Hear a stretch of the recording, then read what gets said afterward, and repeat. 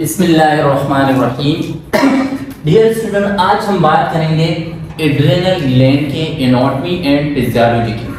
सबसे पहले इसकी बात करते हैं कि एड्रेनल ग्लैंड की जनरल ओवरव्यू। एड्रेनल ग्लैंड जो है इसको हम सुप्रारीनल ग्लैंड्स भी कहते हैं।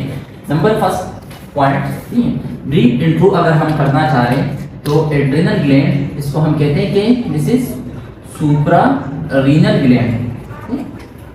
सुप्रारीनल ग्लैंड, ठीक, इसका मतलब कि ये ऑन टॉप ऑफ किडनी या अबव द किडनी प्रेजेंट होते हैं, तो इस एड्रेनल ग्लैंड को हम कहते हैं दिस इज सुप्रारीनल ग्लैंड।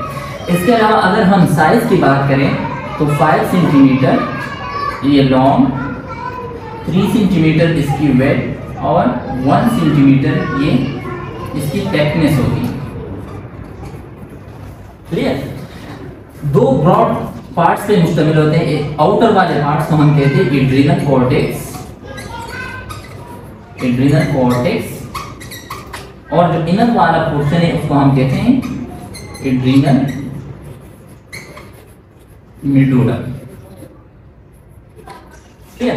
इसके अलावा ये रेट्रोपेरिटोनियल जो पेरिटोनियल लेयर है उसके अंदर कवर होता है, और जो एड्रेनल ग्लैंड है जो कॉर्टेक्स है या ओवरऑल एड्रेनल ग्लैंड है it is covered by fibrous capsule. इसके सराउंड में फाइब्रस कैप्सूल होता है और थ्रू कनेक्टिव टिश्यू फाइबर्स ये किडनी से सेपरेट होता है। आज हम स्पेशली बात करेंगे एड्रेनल कॉर्टेक्स जो पार्ट है एड्रेनल ग्लैंड का, उसकी बात करेंगे। जो आउटर वाला पोर्शन है इसको हम कहते हैं एड्रेनल कॉर्टेक्स, और जो इनर वाला पोर्शन है ये जो ब्लैक में नजर आ रहा है इसको हम नाम देते हैं एड्रेनल मेडुला। जो एड्रेनल कॉर्टेक्स है ये 3 लेयर पे मुश्तमिल होता है। ठीक, तो सबसे आउटर वाला लेयर होता है, ठीक, उसको हम कहते हैं जोना, जोना ग्लोमेरुलोसा, सबसे आउटर वाला पार्ट। ठीक है, जो ये ब्लू में नजर आ रहा है इस आउटर पार्ट्स, ठीक, और इसको हम नाम देते हैं कि दिस इज जोना ग्लोमेरुलोसा। ठीक, सेकंड नंबर पार्ट जो इस ब्लैक में नजर आ रहा है इसको हम नाम देते हैं this is called zona fasciculata.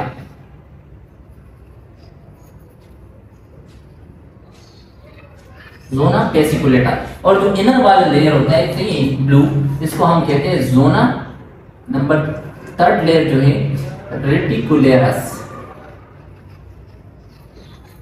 ठीक, तो एड्रेनल कॉर्टेक्स बेसिकली 3 लेयर पे मुश्तमिल होता है। जो आउटर वाला लेयर है उसको हम कहते हैं ग्लोमेरुलोसा, जो सेकंड नंबर वाला है वो फेसिकुलेटा, और जो थर्ड वाला है उसको हम नाम देते हैं कि दिस इज रेटिकुलेरस। अब इसको याद करना कि फर्स्ट वाला कौन सा है, मिडिल वाला कौन सा है, इनर वाला कौन सा है, तो सिंपली GFR ग्लोमेरुलर फिल्ट्रेशन याद रखो। ठीक है, बाहर से ग्लोमेरुलोसा, सेकंड फेसिकुलेटा, और आउटर वाले को हम नाम जो इनर वाला है, ठीक है, सब मोस्ट इनर जो नियर टू एड्रेनल मेडुला है उसको हम कहते हैं रेटिकुलेरस। आज के लेक्चर के अंदर हम स्पेशली बात करेंगे जोना ग्लोमेरुलोसा और उसके हार्मोन के। जोना ग्लोमेरुलोसा के जो बेसिकली हार्मोन होते हैं उसको हम कहते हैं कि ये हार्मोन बनाते हैं एल्डोस्टेरोन। ठीक है, एल्डोस्टेरोन हार्मोन बनाते हैं। ठीक, जोना ग्लोमेरुलोसा कौन से हार्मोन बनाते हैं? एल्डोस्टेरोन हार्मोन बनाते हैं। सबसे पहले बात करते हैं कि कौन सी कंडीशन के अंदर एल्डोस्टेरोन हार्मोन की सिक्रीशन होती है। तो 2 कंडीशन याद रखनी है। Number first hypotension, hypotension plus और हाइपोवोलीमिया, हाइपोटेंशन एंड हाइपोवोलीमिया। जब भी हाइपोटेंशन होता है या हाइपोवोलीमिया होता है, किडनी एक केमिकल रिलीज करते हैं उसको हम कहते हैं रेनिन। लीवर, लीवर पर जब भी हाइपोटेंशन या हाइपोवोलीमिया होता है किडनी रेनिन रिलीज कर रहा होता है जो रास सिस्टम है। लीवर क्या रिलीज कर रहा होता है? Angiotensinogen, angiotensinogen. क्लियर? क्योंकि लीवर कटर एंजाइम है, ये दोनों जब ब्लड के अंदर मिलते हैं रेनिन और ये, ठीक है, तो एंजियोटेंसिनोजन कन्वर्ट हो जाता है एंजियो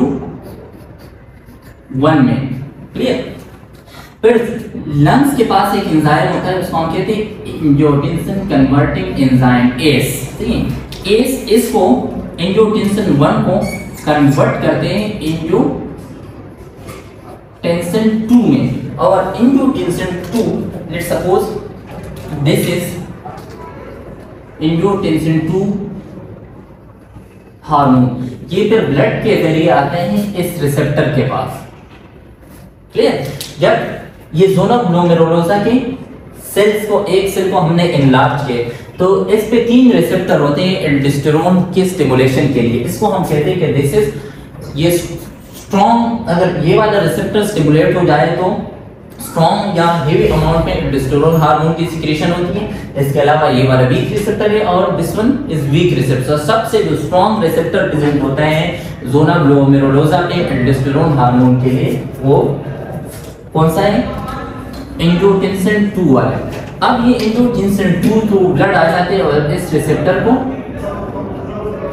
स्टिमुलेट कर देते हैं। जब ये रिसेप्टर स्टिमुलेट हो जाता है तो हमें पता है कि इस सेल के अंदर जी स्टिमुलेटरी प्रोटीन एक्टिवेट हो जाते हैं। ठीक, जी स्टिमुलेटरी प्रोटीन एक्टिवेट हो जाते हैं। जब वो एक्टिवेट हो जाते हैं तो वो एटीपी लूज कर जाते हैं और क्या गेन करना होता है? एटीपी। क्लियर? अब एटीपी जब जी स्टिमुलेटरी प्रोटीन जब एटीपी को गेन करते हैं इंस्टेड ऑफ एडीपी लॉस हो जाते हैं और एटीपी गेन हो जाते हैं, तो इस सेल मेम्ब्रेन के अंदर अनदर प्रोटीन एक्टिवेट हो जाते हैं। सेल मेम्ब्रेन के अंदर एक प्रोटीन एक्टिवेट हो जाते हैं और उस प्रोटीन को हम कहते हैं, ठीक है, नाम मैं यहाँ लिख देता हूँ, एड्रेनलेट साइक्लेस। ठीक, अब एड्रेनलिन साइक्लेस एटीपी को कन्वर्ट करते हैं साइक्लिक एएमपी में, एएमपी, और cyclic AMP protein kinase A को एक्टिवेट करता है। क्लियर? दूसरा, अब इसका क्या रोल होता है प्रोटीन काइनेज ए का, ये मैं थोड़ी देर में एक्सप्लेन कर देता हूँ। दूसरा हम बात कर रहे होते हैं ये वाला रिसेप्टर। ठीक है, तो ये रिसेप्टर होता है जब सोडियम की मिकदार कम हो, सही है, और पोटाशियम की मिकदार इंक्रीज हो, मींस के जब हाइपोनेट्रीमिया हो या हाइपरकैलेमिया हो। ठीक है, तो उस कंडीशन के अंदर क्या होता है कि ये वाले जो एल्डोस्टेरोन हार्मोन है इसकी सिक्रीशन हो जाती है, मींस के एक स्टिमुलस ये भी है, यार इसको हाइपोनेट्रीमिया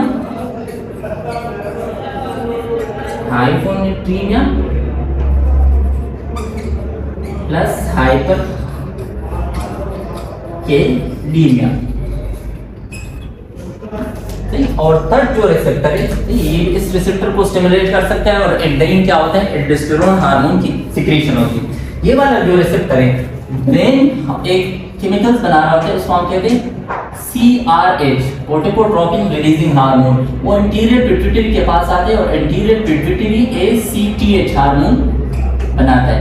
फिर ACTH थ्रू ब्लड आते हैं इस रिसेप्टर के पास से और इस रिसेप्टर को एक्टिवेट करते हैं। कौन? ACTH। ठीक है, ये वीक रिसेप्टर है एल्डोस्टेरोन को स्टिमुलेट करने के लिए। तो ACTH क्या कर रहा होता है? ACTH जी स्टिमुलेटरी प्रोटीन उसको एक्टिवेट करते हैं। क्या होता है कि ADP लॉस हो जाता है और क्या गेन होता है? ATP। ठीक है, फिर आगे स्टोरी सेम। ठीक है, कौन से एंजाइम एक्टिवेट होंगे? Adrenaline cyclase. ये वाले एंजाइम सेल मेम्ब्रेन के अंदर एक्टिव हो जाते हैं। ये एटीपी को कन्वर्ट करते हैं साइक्लिक AMP में और cyclic AMP protein kinase A इस एंजाइम को एक्टिवेट करते हैं। अब हमें पता है कि जो एड्रिनल ग्लैंड के हार्मोन है ये बेसिकली स्टेरॉइड हार्मोन है, प्रोटीन हार्मोन है, ये स्टेरॉइड हार्मोन है। तो ये बनते किससे हैं? कोलेस्ट्रॉल से। ठीक, किस चीज से बनते हैं? कोलेस्टेरॉल। ठीक, कोलेस्ट्रॉल फिर कन्वर्ट होता है प्रेग्निनोन में। क्लियर? प्रेग्निनोन फिर कन्वर्ट होता है 21 हाइड्रोकोर्टिसोन में। ठीक है, और फिर ये कन्वर्ट होता है कोर्टिकोस्टेरोन।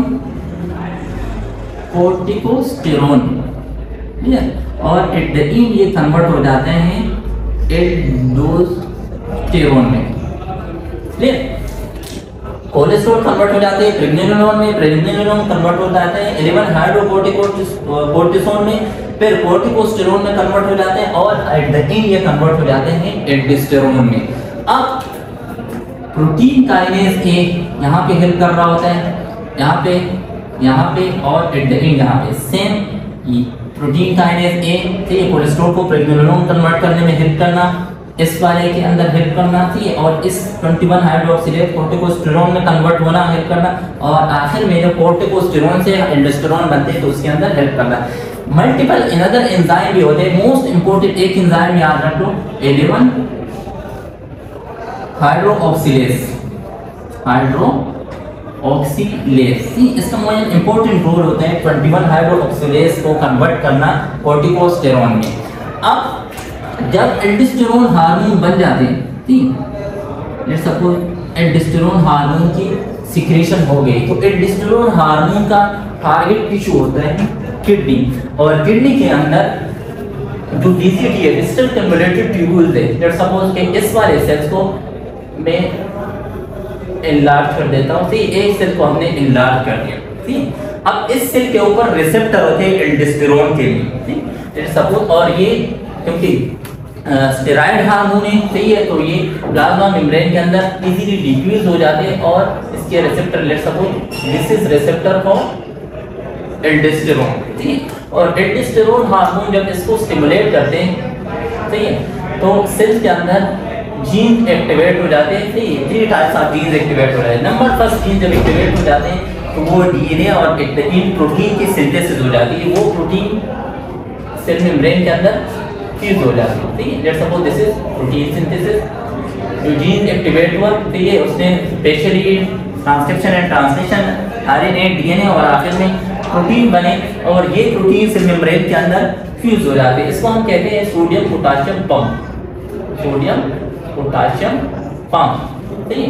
इसका काम क्या होता है, 3 सोडियम को बाहर निकालना और 2 पोटेशियम को अंदर सेल के अंदर लेकर आना, ये gene number 1। Gene number 2 activate हो जाते हैं, वो क्या करते हैं कि इस वाले पोर्शन के अंदर ठीक है जो सेल का ये वाला पोर्शन है